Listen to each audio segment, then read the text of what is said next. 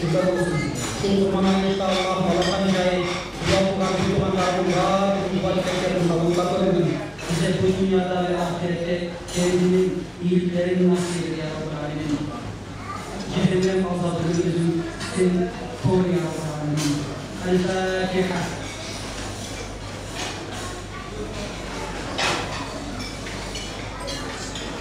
Bayramlar kardeşliğin, birlik, beraberliğin, sevincin, huzurun günleridir.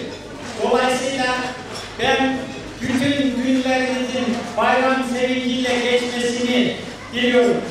Kırgızca'da bir söz var. Kurban Kudayı'na vargan yol değil. Dolayısıyla kurbanın anlamı da Allah'a yaklaşmaktır. Bütün dillerde kurban Tanrı'ya yaklaşmak için kesilir.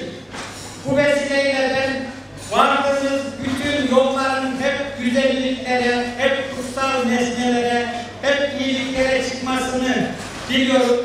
Allah Celle Celaluhu bütün İslam alemine birlik, beraberlik, kardeşlik, huzur nasip etsin. Dünyada savaşlar dursun, barışlar yerini alsın inşallah. Kırgızistan ile Türkiye'nin dostluğu da Pekemli olsun, hepinizin bayramı kutlu olsun, saygılar sunuyorum.